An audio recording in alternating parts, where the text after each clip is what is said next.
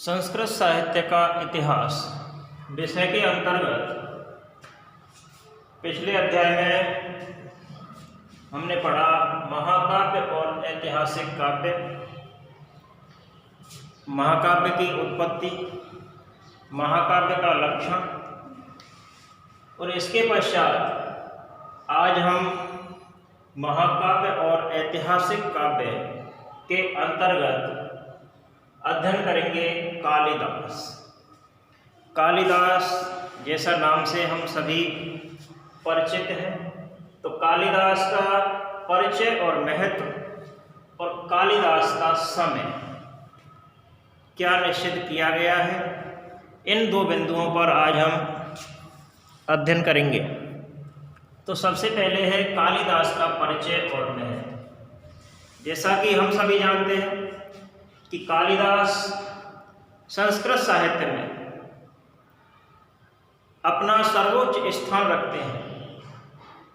कालिदास ने अपने जन्म से किसी एक नगर, गांव, जनपद को अलंकृत किया, यह बताना अभी तक निश्चित नहीं हो पाया है, क्योंकि संस्कृत विद्वानों ने अपनी आत्म प्रशंसा से हमेशा बचने का प्रयास किया है और इसी वजह से उन्होंने अपने विषय में कहीं कुछ लिखा नहीं है।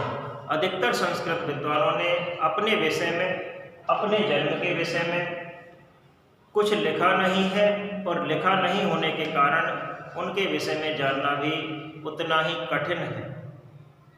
तो कहने का तात्पर्य है कि किस नगर को, किस गांव को या किस जनपद को उन्होंने अलंकृत किया, अर्थात उनका जन्म किस गांव में हुआ, किस जिले में हुआ, किस स्थान पर हुआ, यह बताना अभी तक संभव नहीं हो पाया है। किंतु हम यह कह सकते हैं कि कालिदास का जो व्यक्तित्व था उससे संपूर्ण भारत ही नहीं अपितु संपूर्ण विश्व आलोकित हुआ, क्योंकि कालिदास जैसा महाकवि इस धरातल पर, विश्व पटल पर अभी तक प्रस्तुत नहीं हो पाया है। कालिदास, कुछ विद्वान ये मानते हैं कि कालिदास विक्रमादित्य की सभा में सभा पंडित थे, तो अनुमान यह भी लगाया जा सकता है कि कालिदास का जो समय है वो विक्रमादित्य के राज्य के समय के आसपास का रहा होगा। कालिदास जिस युग में पैदा हुए, उस युग में, उस प्रदेश में ब्राह्मणोचित तप का संवर्धन हो रहा था, अर्थात उस समय ब्राह्मण के उचित जो तप थे उसका कार्य अधिक था। क्षत्रियोचित दिग्विजय की प्रसिद्धि काम्य थी, अर्थात क्षत्रियों की जो प्रसिद्धि थी वो भी उस समय अपने चरम स्तर पर थी। ब्राह्मण, क्षत्रिय, वैश्य, तो वैश्यों ने आदि भौतिक विलास की सामग्री प्रस्तुत की थी। किस समय? जिस समय कालिदास का युग था, जिस युग और प्रदेश में कालिदास हुए उस युग में ब्राह्मणोचित तप का संवर्धन हो रहा था। क्षत्रियोचित दिग्विजय की कांति, क्षत्रियोचित दिग्विजय की प्रसिद्धि सर्वत्र थी। वैश्यों ने आदि भौतिक विलास की सामग्रियां उपस्थित की थी, प्रस्तुत की थी, और शूद्रों ने शिल्पकला से इस संपूर्ण पृथ्वी को, संपूर्ण वसुंधरा को सौंदर्यशालिनी बनाया था। उस समय कालिदास का समय हम मान सकते हैं।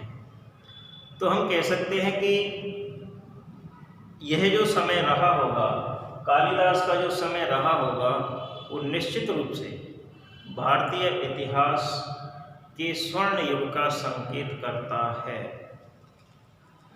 आगे हम कह सकते हैं कि कालिदास ने उस समय में हिमालय के विषय में भी लिखा था। तो हिमालय के विषय में क्या लिखा था कालिदास ने? कि स्थित है पृथिव्याय मानदंड स्थित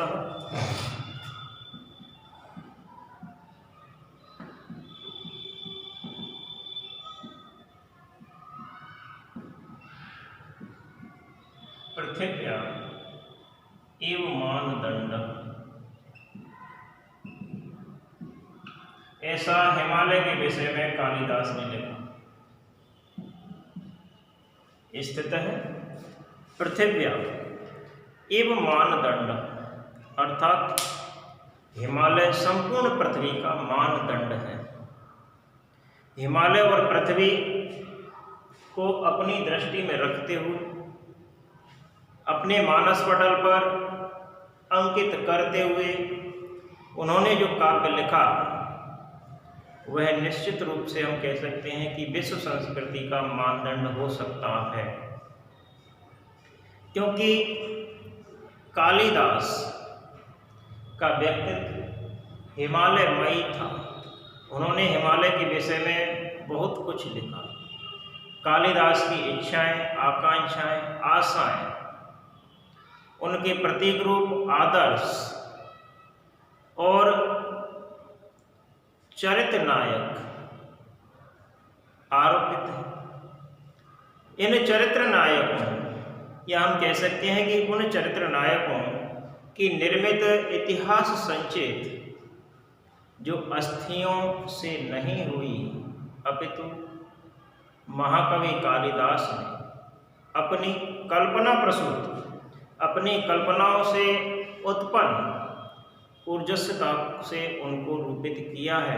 अर्थात कालिदास ने जिस प्रकार का हिमालय चित्रण किया, प्रकृति चित्रण किया, वो निश्चित रूप से कहा जा सकता है कि उनकी कल्पना शक्ति ही थी जो इस प्रकार का उन्होंने चित्रण किया।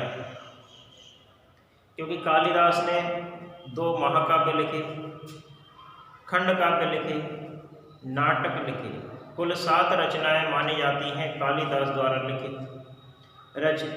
उन सभी में भी प्रकृति चित्रण स्थान स्थान पर हमें दिखाई देता है।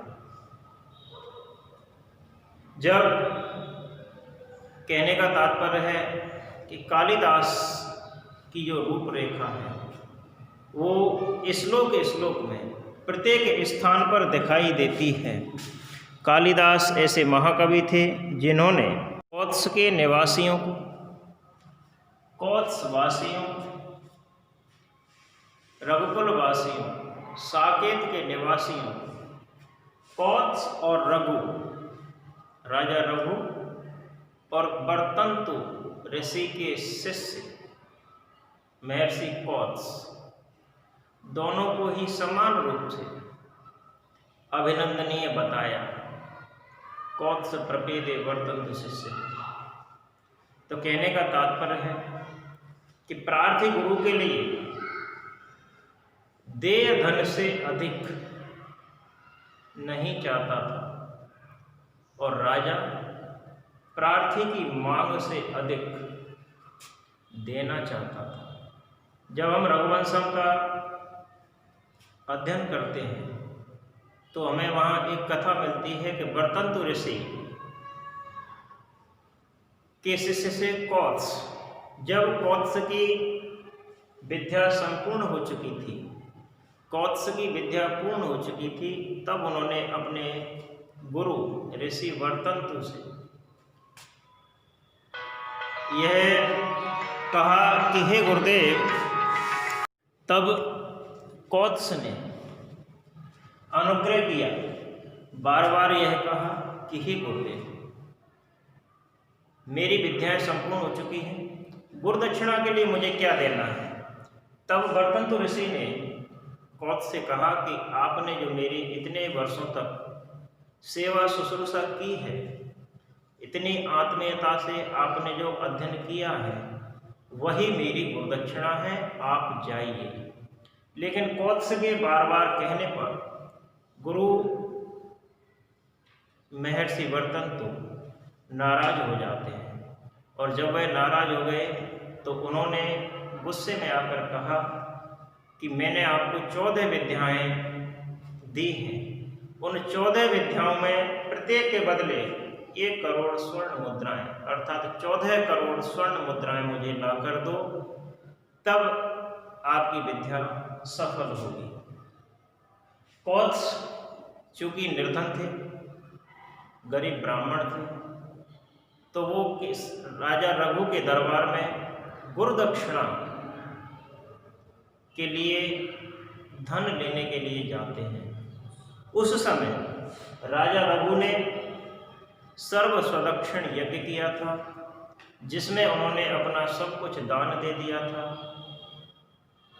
तब वो वहाँ जाकर प्रार्थना करते हैं, याचना करते हैं कि मुझे मेरे गुरु के लिए 14 करोड़ स्वर्ण मुद्राओं की आवश्यकता है। आप उदार भामाशाह दानशील राजा हैं, आपके दरबार से कोई भी मनुष्य खाली हाथ रिक्त हस्त नहीं जाता है, तो मुझे भी आप 14 करोड़ स्वर्ण मुद्राएं दें, जिससे मैं अपने गुरु के लिए क्या दे सकूं, दक्षिणा दे सकूं, गुरु दक्षिणा का भार उतार सकूं। तब राजा रघु अपने निशेष बर्तनों को, जिनमें कुछ भी शेष नहीं था, देखते हैं, अपने भंडार को देखते हैं, कोषागार को देखते हैं, वहाँ कुछ नहीं था। तब राजा रघु ने अपने सेवकों को, अपने अनुचरों को, सेनानियों को कुबेर से धन लेने के लिए, कुबेर से युद्ध करने का निर्णय किया और उन्हें आदेश किया कि हम कुबेर से धन लेने के लिए उनसे क्या करेंगे, युद्ध करेंगे। जब कुबेर ने भी देखा कि राजा रघु अपने यहाँ आए हुए याचक को रिक्त हस्त भेजना नहीं चाहते हैं, तब उनके कोषागार में ऐसा मानते हैं कि स्वर्ण वृष्टि होती है उसी रात। स्वर्ण वृष्टि से जो सोना, जो धन राजा रघु को प्राप्त होता है, तब सुबह प्रातःकाल उनके सेवक आकर कहते हैं कि हे राजन, हमारे कोषागार में स्वर्ण वृष्टि हुई है। उस स्वर्ण वृष्टि से जो धन है उसे राजा रघु कौत्स को देने का आदेश देते हैं, लेकिन कौत्स केवल यह कहते हैं कि मुझे गुरु दक्षिणा के लिए जितने धन की आवश्यकता है मैं उतना ही धन लूँगा, इससे अधिक कुछ भी मुझे नहीं चाहिए। तो इस प्रकार से हम कह सकते हैं कि राजा रघु, जो कि प्रार्थी की मांग से अधिक देना चाहते थे, लेकिन कौत्स अपने गुरु के लिए देने योग्य धन से अधिक लेना नहीं चाहते थे। इस प्रकार से राजा रघु और कौत्स दोनों ही साकेत के निवासियों के लिए अभिनंदनीय हो गए, प्रशंसनीय हो गए।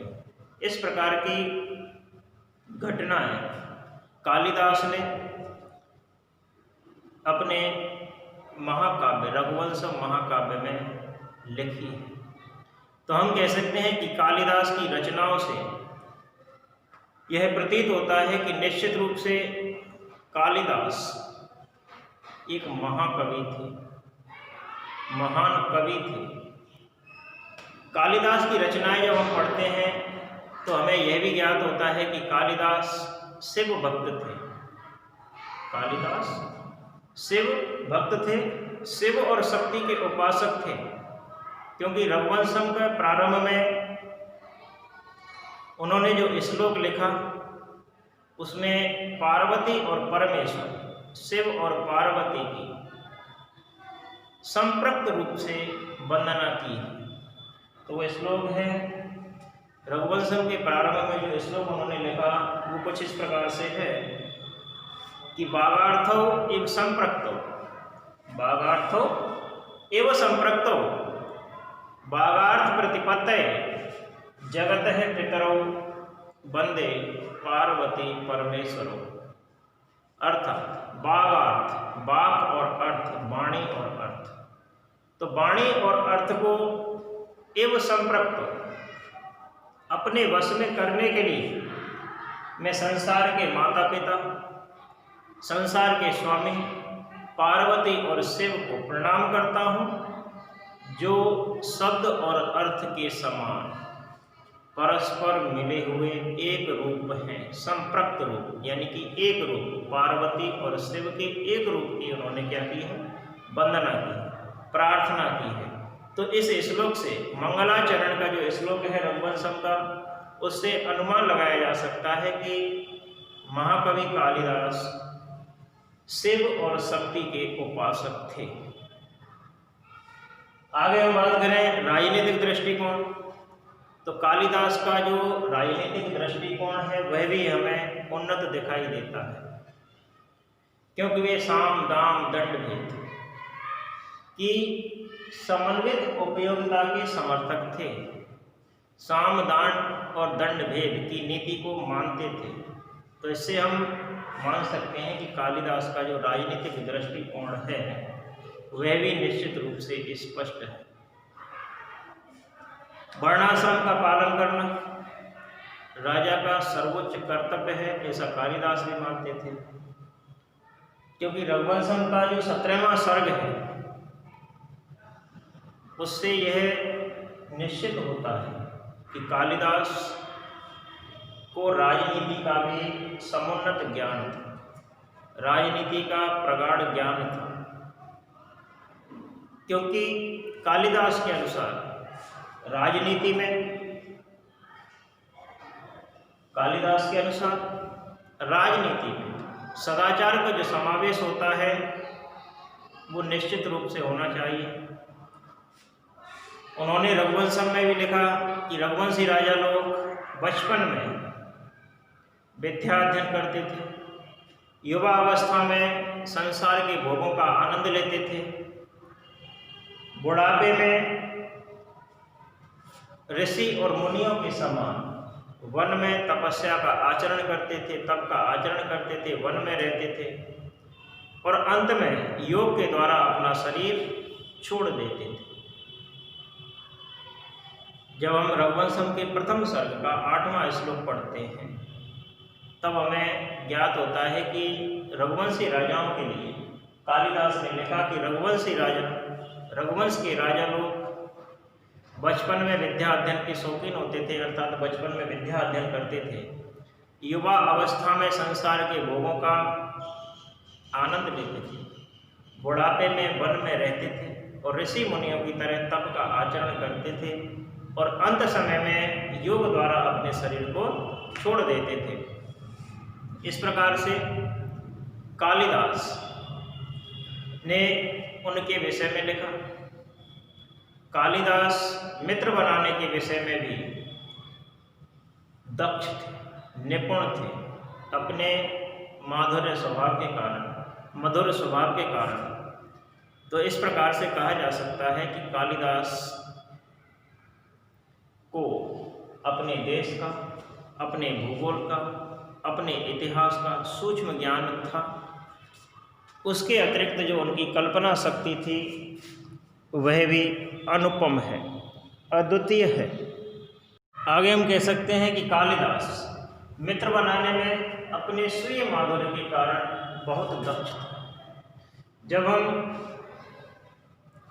रघुवंशम महाकाव्य, कुमार संभव महाकाव्य में जब पढ़ते हैं तो वहाँ एक स्थान पर लिखा हुआ है कि शंकर ने अरुधंती की ऋषियों को बिना स्त्री पुरुष के भेदभाव के आदर दिया।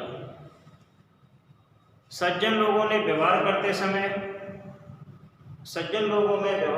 समय यह नहीं देखा जाता कि वह वृद्ध है, बालक है या स्त्री है, पुरुष है, अपितु यह विचार किया जाता है कि उसका चरित्र कैसा है। अर्थात चरित्र से ही मनुष्य की पहचान होती है, उसकी उम्र से और लिंग से उसकी पहचान नहीं होती। तो हम कह सकते हैं कि कालिदास गुणों का आदर करते थे। कालिदास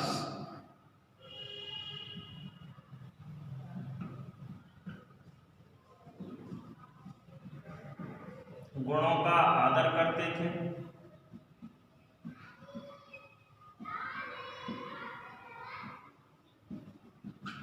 चाहे वे गुण वृद्ध में हों या बालक में हो या स्त्री में, तो हम लिख सकते हैं चाहे वे गुण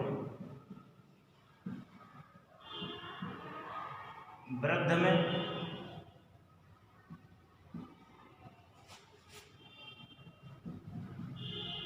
अथवा बालक में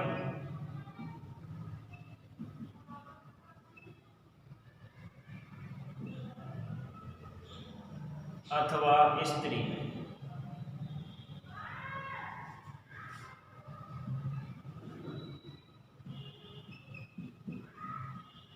जब हम कालिदास के महाकाव्य, खंड काव्य और नाटकों का अध्ययन करते हैं तब सूक्तियों के आधार पर कालिदास की जो चारित्रिक विशेषताएं हमें मिलती हैं, उन चारित्रिक विशेषताओं में हमें ज्ञात होता है कि महाकवि कालिदास शिव और शक्ति के परम उपासक थे, जैसा कि रघुवंशम के प्रथम सर्ग के प्रथम श्लोक में लिखा हुआ है। मित्र बनाने में अपने स्वीय माधुर्य के कारण बहुत दक्ष थे।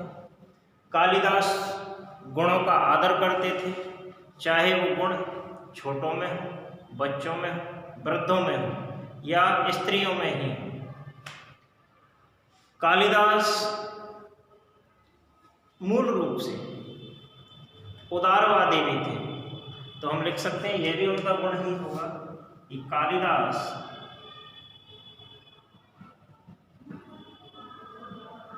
स्वभावतः कैसे थे? कालिदास स्वभाव से उदारवादी थे, अतिशय उदारवादी थे।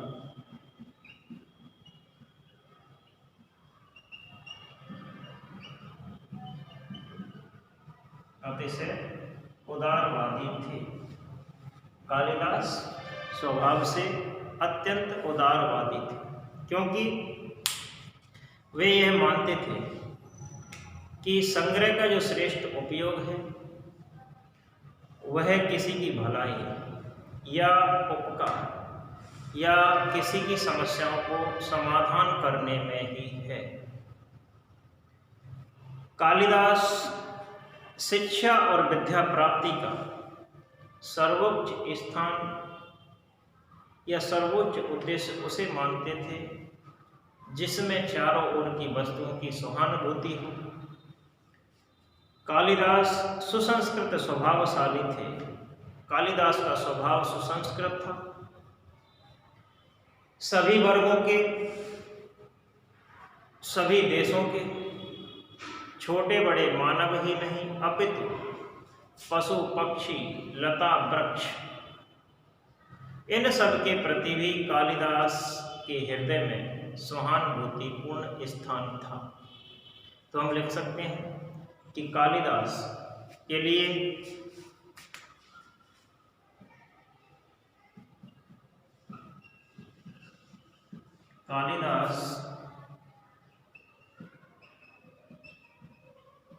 हृदय में किसके लिए? सभी वर्ग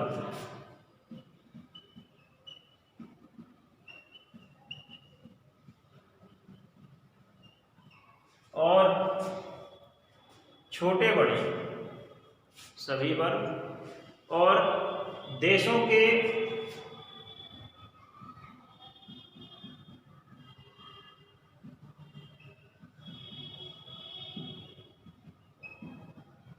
छोटे बड़े मानवों के लिए ही नहीं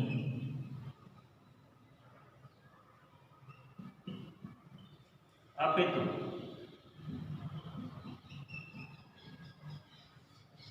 सभी वर्ग और सभी देशों के छोटे बड़े मानवों के लिए ही नहीं अपितु पशु पक्षी और लता वृक्षों के लिए भी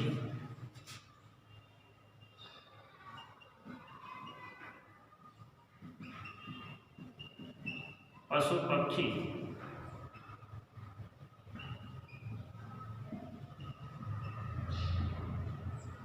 लता वृक्षों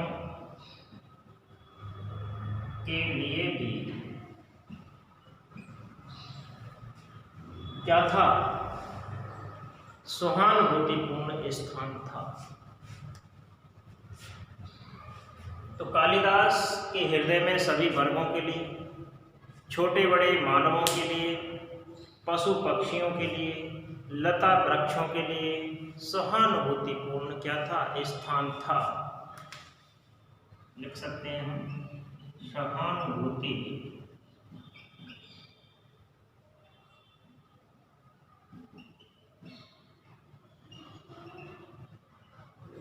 पूर्ण स्थान था।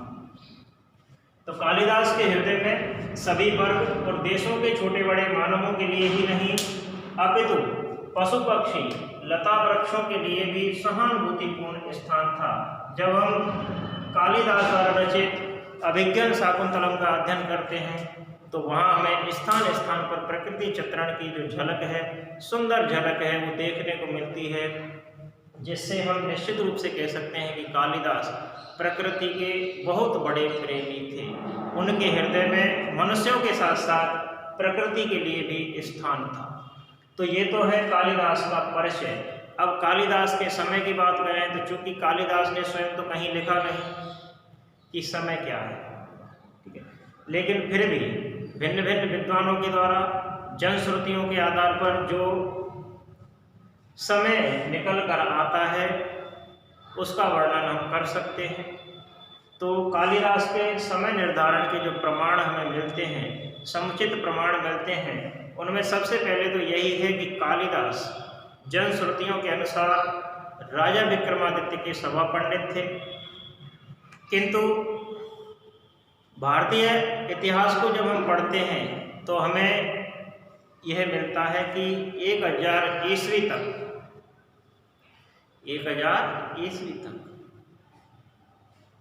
6 विक्रमादित्य हो चुके हैं, किंतु जो 634 ईस्वी में ऐहोड़ के शिलालेख हमें प्राप्त होते हैं उनमें कालिदास की प्रशंसा है। तो हम मान सकते हैं कि कालिदास का समय 630 के आसपास का है। दूसरा, कालिदास जो थे, फर्ग्यूसन की शिलालेखों में भी अनुमान लगाया गया कि 544 ईस्वी के आसपास उज्जैनी के जो विक्रमादित्य हुए उनमें भी कालिदास का वर्णन है। तीसरा, हम मान सकते हैं कि मंदसौर के जो 473 ईस्वी के वत्सवट्टी के शिलालेख हैं उनमें भी कालिदास के काव्य का वर्णन है। रघुवंश में राजा रघु की दिग्विजय का वर्णन समुद्रगुप्त की दिग्विजय के जैसा है। कुमार संभव की जो रचना है चंद्रगुप्त के जो पुत्र थे कुमारगुप्त के जन्म से संबंधित है। विक्रमादित्य की उपाधि के उपलक्ष्य में विक्रमोर्वशीय नाटक की रचना हुई है। तो इस प्रकार से कालिदास का अनुमान लगाया जाता है। मल्लीनाथ के अनुसार कालिदास और बौद्ध नायक दिगनाथ दोनों ही समकालीन हैं। कालिदास ने जो मालविकाग्निमित्रम लिखा उस नाटक के लिए 500 वर्ष पुराने शुंग के अग्निमित्र नायक को क्यों चुना? अश्वघोष और कालिदास के काव्यों में जब हम पढ़ते हैं तो भास, कविपुत्र आदि का वर्णन है। रघुवंश के पांडित्य का, सम्राट का कालिदास द्वारा इतना विस्तृत वर्णन क्यों किया गया? विक्रम संवत का आरंभ ईस्वी 57 वर्ष में होता है। ईसा की जो 4वीं शताब्दी थी वहां पर भी ईसा की 4वीं शताब्दी के गुप्त वंश में चंद्रगुप्त की उपाधि से विक्रमादित्य और इस समय के जितने भी विक्रमादित्य हुए उनको इस नाम से उपाधि दी गई। इससे भी ये सिद्ध होता है कि कालिदास चतुर्थ शताब्दी ईस्वी पूर्व के विक्रमादित्य वाला जो कोई राजा होना चाहिए उसी के समय से कालिदास का समय हो सकता है। आगे हम कह सकते हैं कि जब भिन्न भिन्न विद्वानों और भिन्न भिन्न राजाओं, महान राजाओं के इतिहास का जब हम अध्ययन करते हैं तब कालिदास के विषय में अन्य उक्तियाँ और मतभेद हमें दिखाई देते हैं। फिर भी कालिदास के जन्म के विषय में जो 3 प्रमाण हैं उन्हें हम इस प्रकार से लिख सकते हैं। कालिदास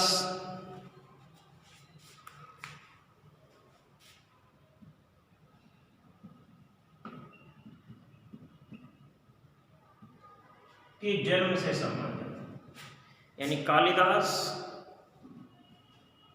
के काल के विषय में, कालिदास के काल के विषय में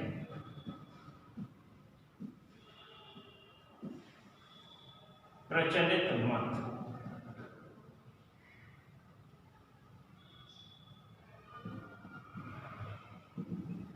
नंबर 1, कालिदास के काल के विषय में जो प्रचलित मत हैं उनमें हम लिख सकते हैं कि कालिदास ईसा की 6वीं सदी में हुए। कालिदास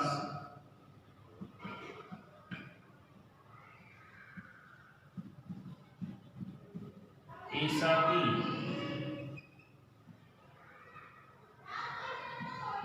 6वीं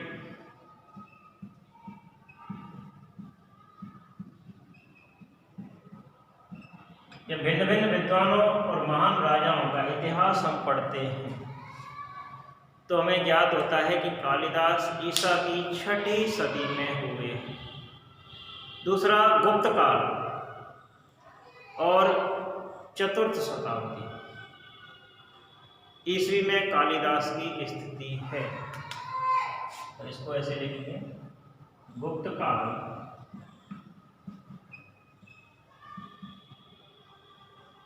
अर्थात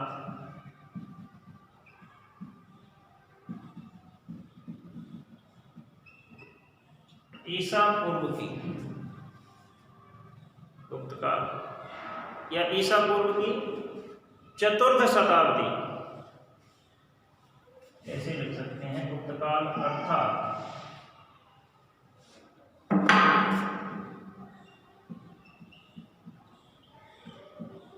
चतुर्थ शताब्दी। कौन सी शताब्दी? चतुर्थ शताब्दी ईस्वी में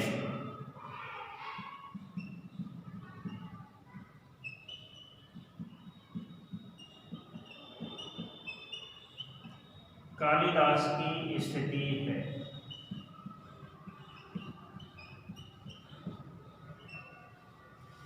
और तीसरा हम लिख सकते हैं कि कालिदास का जो समय है ईसा पूर्व प्रथम सदी है। ईसा पूर्व प्रथम सदी है।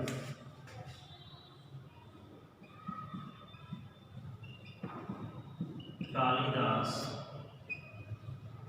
का जन्म ईसा पूर्व